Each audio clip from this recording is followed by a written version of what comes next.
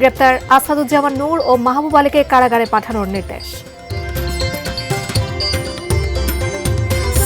ঢাকায় আনা হচ্ছে আটক সাংবাদিক মোজাম্মেল বাবু, শ্যামল দত্তকে।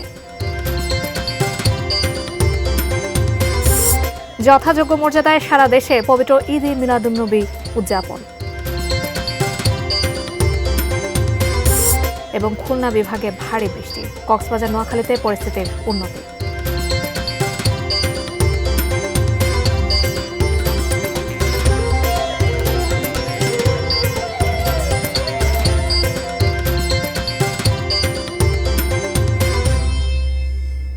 সারা দেশের খবরাখবর নিয়ে এটি নিউজের নিয়মিত আয়োজন দেশের খবরে আপনাদের সবাইকে আমন্ত্রণ জানাচ্ছি। আমি জান্নাতুন নাহার জাকিয়া। শিরোনামগুলো শুনছিলেন,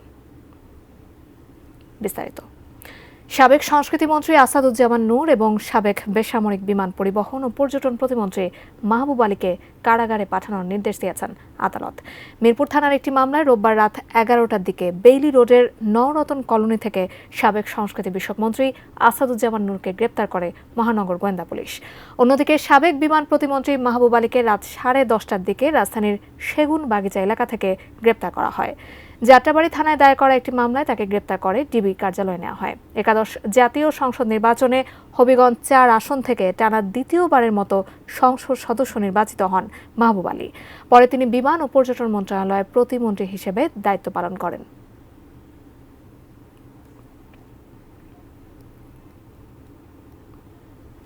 এই মুহূর্তে ঢাকার সিএমএম কোর্টে আছেন আমাদের সহকর্মী ওয়ালিউল সাকিব। সাবেক সংস্কৃতিমন্ত্রী আসাদুজ্জামান নূর এবং সাবেক বিমান প্রতিমন্ত্রী মাহবুব আলীর বিষয়ে সবশেষ তথ্য জানতে আমরা এখন সরাসরি যুক্ত হচ্ছি তার সঙ্গে। সাকিব, কিছুক্ষণ আগেও আমরা আপনার সঙ্গে সংযুক্ত হয়েছিলাম এবং সর্বশেষ যে তথ্য আমরা পেয়েছি সেটা হচ্ছে সাবেক সংস্কৃতিমন্ত্রী আসাদুজ্জামান নূর এবং সাবেক বেসামরিক বিমান পরিবহন প্রতিমন্ত্রী মাহবুব আলীকে কারাগারে পাঠানোর নির্দেশ দিয়েছেন আদালত। আর কি তথ্য আপনার কাছে আছে? কিছুক্ষণ আগে আসলে আমি যেমনটি জানাচ্ছিলাম যে রিমান্ডের আবেদন করতে পারে পুলিশ, সেক্ষেত্রে তাদেরকে রিমান্ডও পাঠানো হতে পারে। কিন্তু আসলে আমরা যেটি দেখেছি যে তাদেরকে দুপুর 3টার দিকে এখানে আনা হয়েছে এই সিএমএম কোর্ট যে প্রাঙ্গণে, এবং পরবর্তীতে কিন্তু 3:30টার দিকে তাদেরকে আদালত কক্ষে নিয়ে যাওয়া হয়। এবং সেখানে আমরা দেখেছি যে বেশ কিছুটা লম্বা সময় শুনানির পর কিন্তু তাদেরকে মূলত পুলিশ যে এখানে রয়েছে, যিনি তদন্তকারী কর্মকর্তা, তারা কিন্তু কোনো ধরনের রিমান্ডের আবেদন করেননি।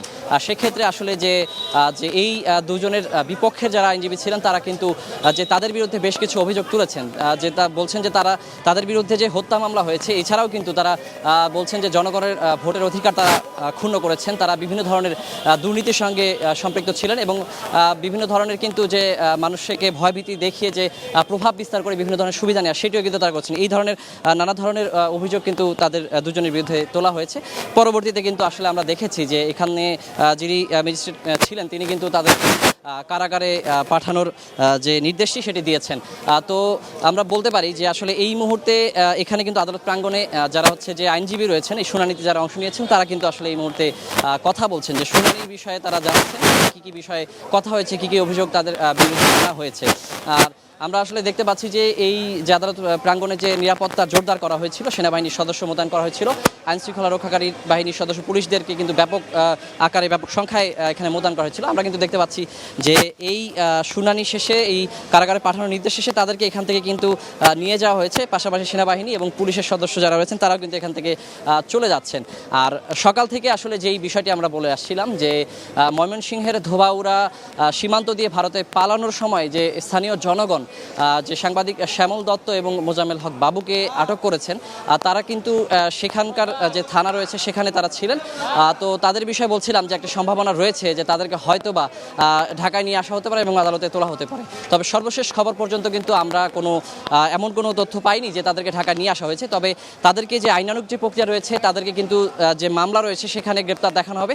ঢাকা থেকে যে আসলে পুলিশ সদস্য রয়েছেন, যারা দায়িত্ব সেই মামলার তদন্তকারী কর্মকর্তা রয়েছেন, তারা কিন্তু সেখান থেকে তাদেরকে নিয়ে আসবেন এবং তারপরে হয়তো বা ডিবিতে যদি তাদেরকে হস্তান্তর করা হয়, সেখান থেকে কিন্তু তাদেরকে আদালতে তোলা হবে এবং তাদের বিরুদ্ধে হয়তো বা রিমান্ড আবেদন হতে পারে এবং তাদেরকে রিমান্ডে তোলা হতে, সেক্ষেত্রে হয়তো বা ধারণা করা হচ্ছে যে আজকে হয়তো তাদেরকে আদালতে তোলা নাও হতে পারে, সেক্ষেত্রে আগামীকাল আদালতে তোলার একটি সম্ভাবনা রয়েছে। তো এই ছিল আমার কাছে এখন পর্যন্ত এই সিএমএম কোর্ট প্রাঙ্গণ থেকে সর্বশেষ।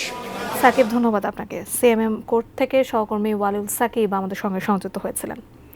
রাজশাহী ৪ আসনের সাবেক সংসদ সদস্য এনামুল হককে ঢাকার আদাবর থেকে গ্রেপ্তার করেছে র্যাব। সোমবার র্যাবের এক বার্তায় জানানো হয়, গত ৫ আগস্ট রাজশাহী বাগমারায় বৈষম্য বিরোধী ছাত্র আন্দোলনে ছাত্র জনতার উপর হামলার অভিযোগে এক মামলায় এনামুলকে গ্রেপ্তার করা হয়েছে।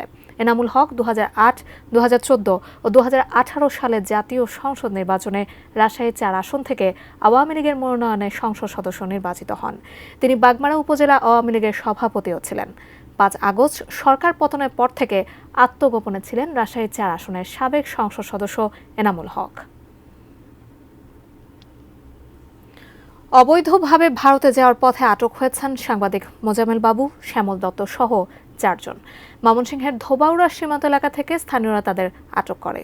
সবশেষ খবর পাওয়া পর্যন্ত তাদের ঢাকায় নিয়ে আসছে ডিবি পুলিশ।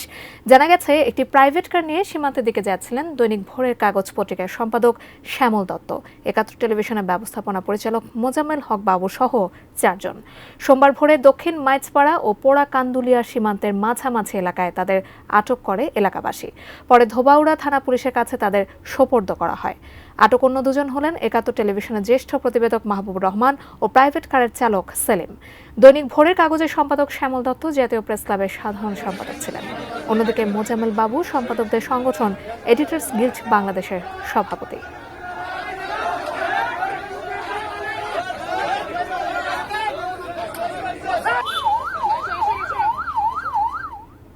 দেশের খবরে এ পর্যায়ে একটি বিরতি নিচ্ছে, ফিরে এসে অন্যান্য খবরের সঙ্গে আরও যা থাকছে। ঝিনাইদহে বিদ্যুৎস্পৃষ্ট হয়ে ২ নারী সহ ৩ জনের মৃত্যু এবং ঝোড়ো বাতাসে নোয়াখালীর হাতিয়ায় ট্রলারডুবি, নিখোঁজ ৭।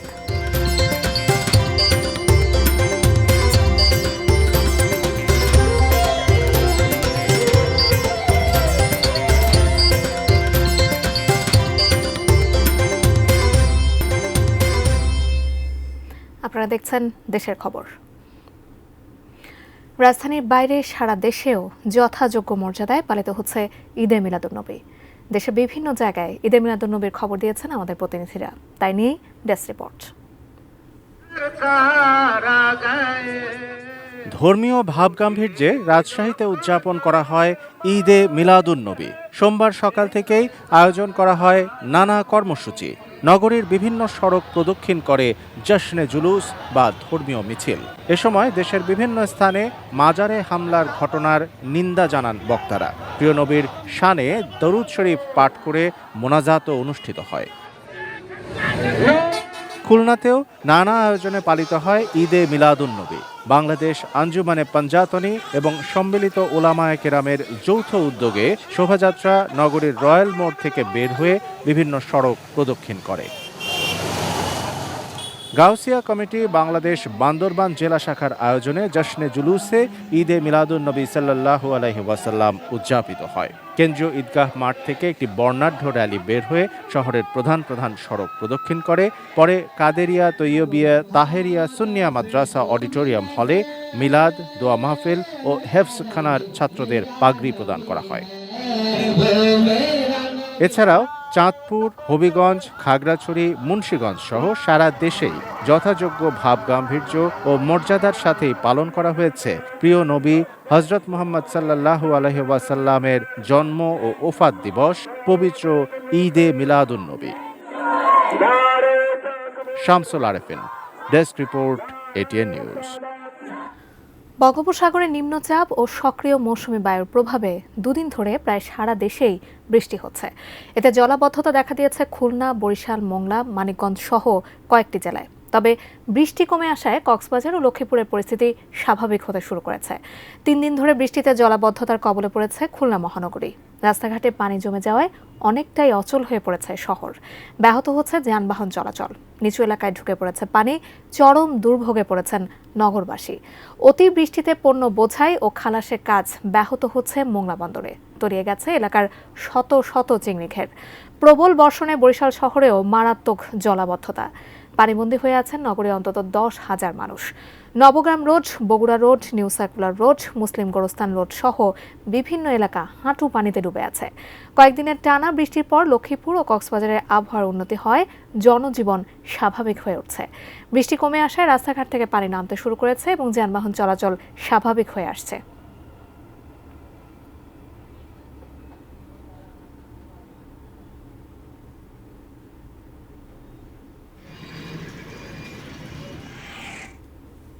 সময় হলো আরও একটা বিরতি নেওয়ার, কিছুক্ষণের মধ্যে ফিরছি, সাথেই থাকুন।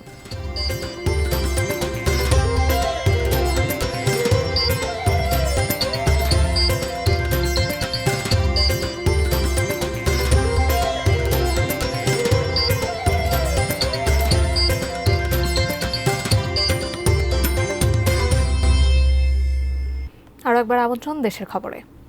ঝিনাইদহে বিদ্যুৎস্পৃষ্ট হয়ে একই পরিবারের 2 নারী সহ 3 জনের মৃত্যু হয়েছে। সকালে সদর উপজেলার পোড়াহাটি ইউনিয়নের সুরাপাড়া গ্রামে এই দুর্ঘটনা ঘটে। নিহতরা হলেন পোড়াহাটি ইউনিয়নের সুরাপাড়া গ্রামের মোকাদ্দেস মোল্লা, তার বড় ভাইয়ের স্ত্রী হাসিনা বেগম এবং ছেলের বউ রেশমা খাতুন।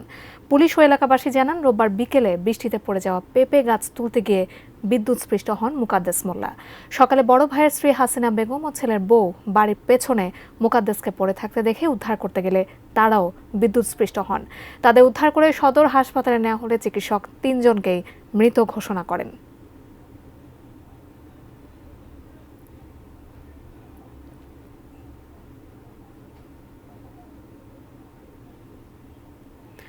ঝোড়ো বাতাসে নোয়াখালীর দ্বীপ উপজেলা হাতিয়ার মেঘনায় 2 দিনে 21টি ট্রলার ডুবে গেছে। কয়েক দফায় 40 জন জেলেকে জীবিত উদ্ধার করা গেলেও এখনও নিখোঁজ 7 জেলে।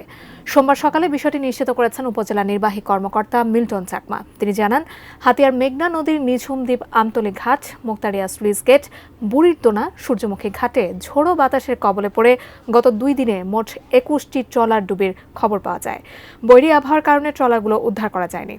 এখনও জাহাজমারা ইউনিয়নের আমতলী ঘাটের 6 জেলে ও নিঝুম দ্বীপ ইউনিয়নের 1 জেলে নিখোঁজ রয়েছেন।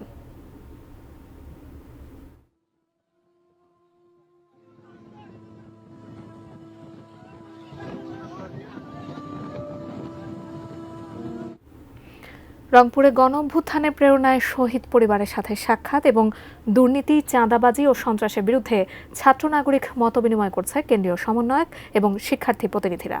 শাহরিয়ার মিম জানাচ্ছেন বিস্তারিত।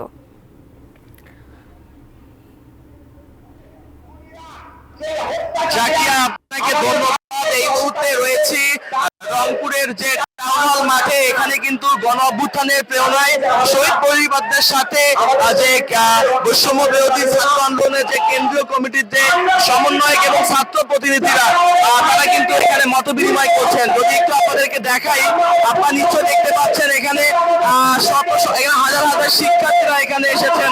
এছাড়াও আমরা স্টেজে দেখতে পাচ্ছি যে কেন্দ্রীয় যে সমন্বয়ক সার্ভিস, তাকে আমরা দেখতে পাচ্ছি, অন্যান্য শিক্ষার্থী প্রতিনিধিদেরকে আমরা দেখতে পাচ্ছি এবং অন্যদিকে আপনারা দেখতে পাচ্ছেন এখানে হাজার হাজার শিক্ষার্থীরা এখানে এসেছেন। তারা কিন্তু এখানে তারা নতুন বাংলাদেশের প্রত্যয়ে নতুন বাংলাদেশ কিভাবে বিনির্মাণ করা হবে, কিভাবে চাঁদাবাজ মুক্ত, দুর্নীতি মুক্ত বাংলাদেশ তৈরি করা হবে, এ সকল বিষয় কিন্তু এখানে মত বিনিময় চলছে। এবং আপনাদেরকে জানিয়ে রাখি যে আজ মূলত এই যে গণ-অভ্যুত্থানের প্রেরণায় শহীদ পরিবারদের সাথে সাক্ষাৎ, সেটি সকাল 11টার পর হয়ে গিয়েছে। এখন কিন্তু দুর্নীতি, চাঁদাবাজ ও সন্ত্রাসীদের বিরুদ্ধে ছাত্র নাগরিকদের সাথে মত বিনিময় সেটি কিন্তু করছেন। এবং আপনাদেরকে একটু দেখাই, আপনারা স্টেজে নিচেও দেখতে পাচ্ছেন যে কেন্দ্রীয় কমিটির যে সমন্বয়ক, তিনি ছাড়াও কিন্তু শিক্ষার্থী প্রতিনিধিরা কিন্তু এখানে রয়েছেন। তো সবকিছু মিলে রংপুর টাউন হল থেকে এই ছিল আমার কাছে বৈষম্য বিরোধী ছাত্র আন্দোলনের আজকের এখানকার সর্বশেষ খবর। মিম, ধন্যবাদ আপনাকে। শাহরিয়ার মিম আমাদের সঙ্গে সংযুক্ত হয়েছিলেন রংপুর থেকে। দর্শক, শেষ করব দেশের খবর, তার আগে সংবাদ শিরোনামগুলো আরও একবার জানিয়ে দিচ্ছি।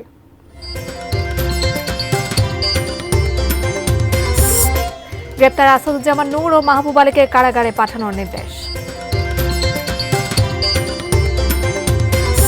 ঢাকায় আনা হচ্ছে আটক সাংবাদিক মোজাম্মেল বাবু, শ্যামল দত্তকে। যথাযোগ্য মর্যাদায় সারা দেশে পবিত্র ঈদে মিলাদুন্নবী উদযাপন। খুলনা বিভাগে ভারী বৃষ্টি, কক্সবাজার নোয়াখালীতে পরিস্থিতির উন্নতি। ঝিনাইদহে বিদ্যুৎস্পৃষ্ট হয়ে 2 নারী সহ 3 জনের মৃত্যু। এবং ঝোড়ো বাতাসে নোয়াখালীর হাতিয়ায় ট্রলারডুবি, নিখোঁজ 7।